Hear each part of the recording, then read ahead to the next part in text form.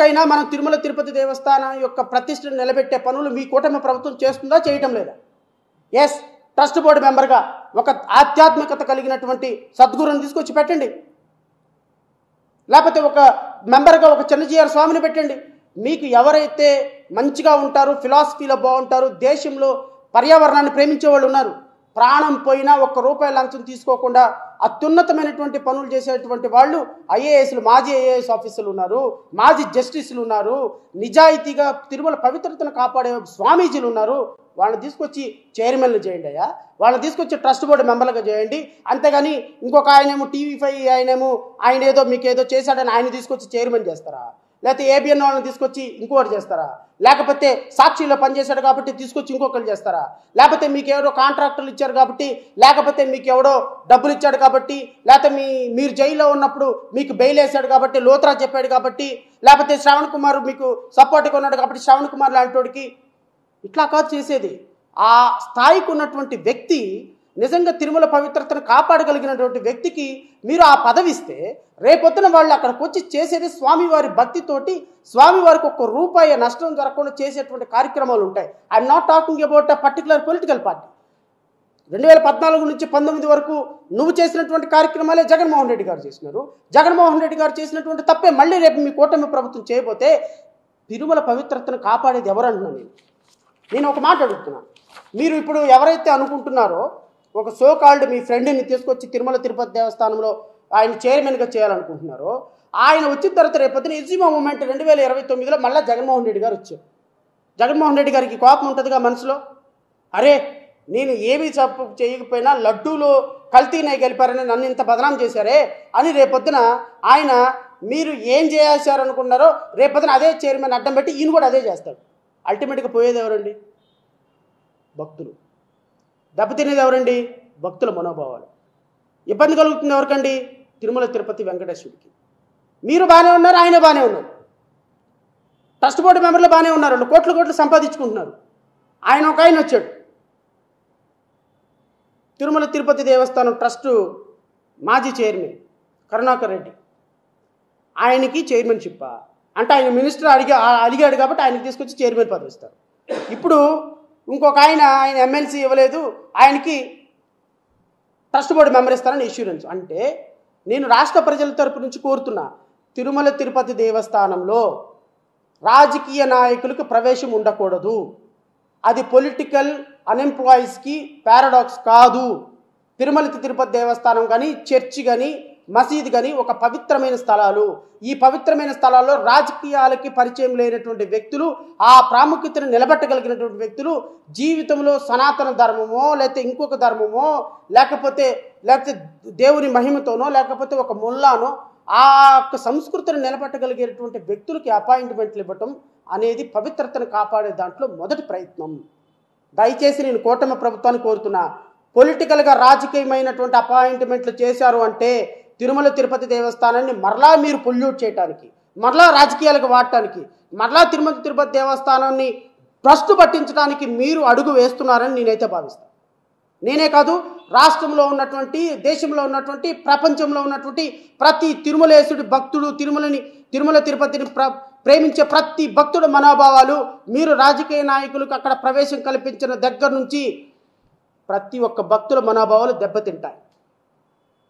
నేను లడ్డు వ్యవహారంలో కానీ, ఇంకొక వ్యవహారంలో కానీ చెప్తున్నా, దయచేసి తిరుమల తిరుపతి దేవస్థానంలో ట్రస్ట్ బోర్డు మెంబర్లుగా కానీ, చైర్మన్లుగా కానీ రాజకీయాలకి అతీతంగా ఉన్నటువంటి వ్యక్తి, మీడియాలకు అతీతంగా ఉన్నటువంటి వ్యక్తి, పర్సనల్ ఇంట్రెస్ట్లకు అతీతంగా ఉన్నటువంటి వ్యక్తుల్ని అపాయింట్ చేయండి.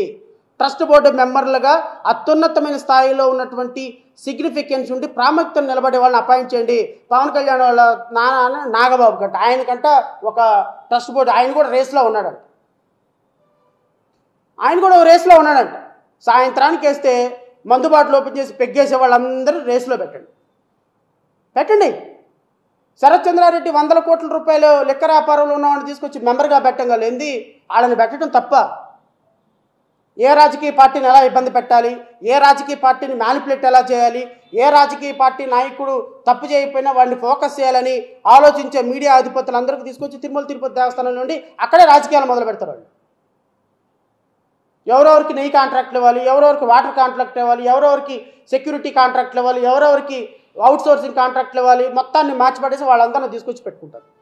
బిజినెస్లు చేసే వాళ్ళకి, రాజకీయాలు చేసే వాళ్ళకి, మతాలని ప్రోత్సహించే వాళ్ళకి తిరుమల తిరుపతి దేవస్థానంలో ఎంట్రీ ఇవ్వటం అనేది మహాపాపం. గుర్తుపెట్టుకోండి చంద్రబాబు నాయుడు గారు. అదే అలిపిరిలో జరిగినటువంటి ఒక ప్రమాదంలో మీరు ఆ వెంకటేశ్వరుడి దయ వల్ల మీరు మీ ప్రాణాన్ని దక్కించుకున్నారు. దయచేసి ఆ సన్నిధిలో రేపొద్దున చేయబోయే అపాయింట్మెంట్లో మనసా వాచ కర్మ ఎక్కడ కూడా ప్రలోభాలకు లొంగకుండా, ఎవ్వరికి లొంగకుండా మీరు పవన్ కళ్యాణ్ సపోర్ట్ చేయటం వల్ల నేను ముఖ్యమంత్రి అయితే ఇవ్వండి, బీజేపీ సపోర్ట్ చేయడం వల్ల నేను ముఖ్యమంత్రిని అయితే అవ్వండి, అది వేరే చూసుకోండి. మీరు నెత్తినెక్కించుకోండి, మీరు తాగండి, తలకపోసుకోండి, మీరు ఏదో చేసుకోండి, రాష్ట్ర ప్రజలకు అవసరంలా. కానీ తిరుమల తిరుపతి దేవస్థానంలో మాత్రం దయచేసి రాజకీయ ప్రయోజనాలతోటి కనుక మీరు అపాయింట్మెంట్లు ఇస్తే ఖచ్చితంగా మేమైతే హైకోర్టులో ఛాలెంజ్ చేయడం జరుగుతుంది.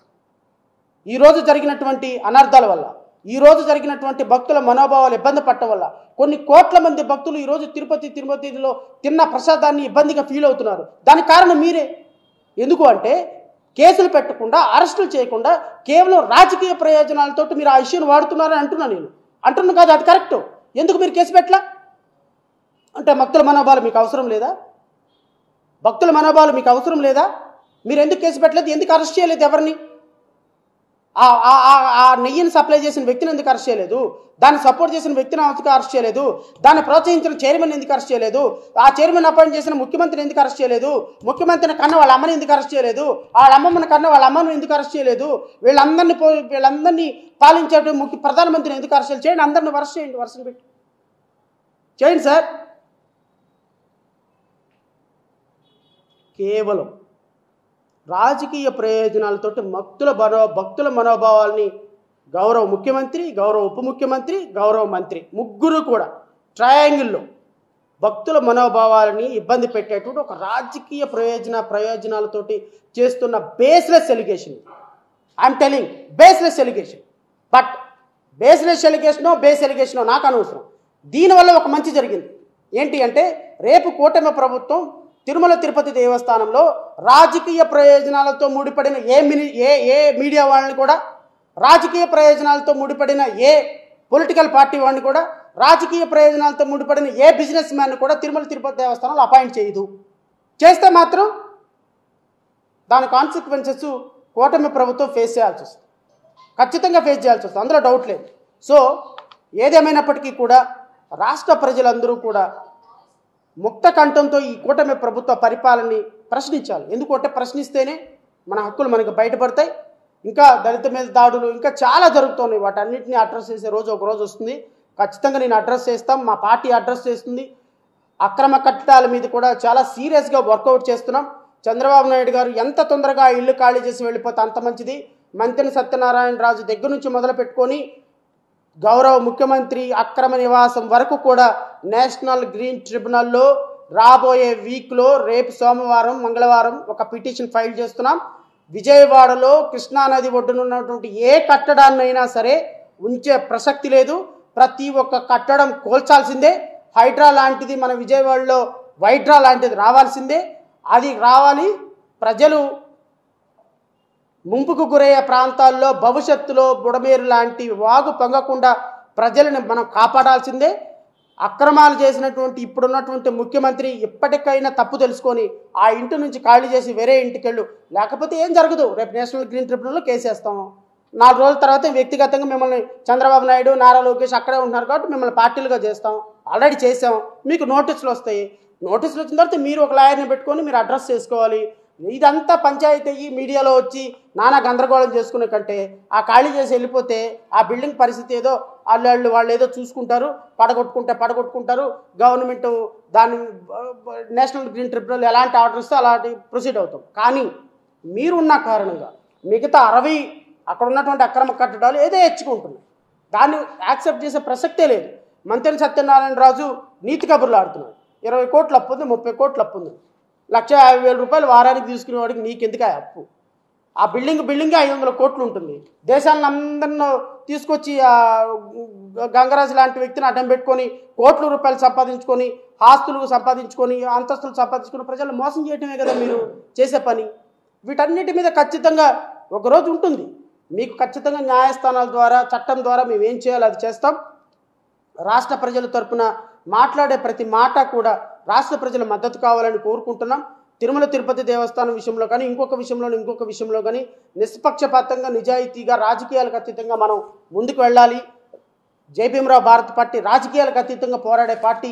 ప్రజల మద్దతు మాకు ఇవ్వమని మనస్ఫూర్తిగా కోరుకుంటూ ఈ సమావేశానికి ఇచ్చేసినటువంటి విలేకరు సోదరులందరికీ కూడా హృదయపూర్వకంగా నమస్కారాలు తెలియజేసుకుంటూ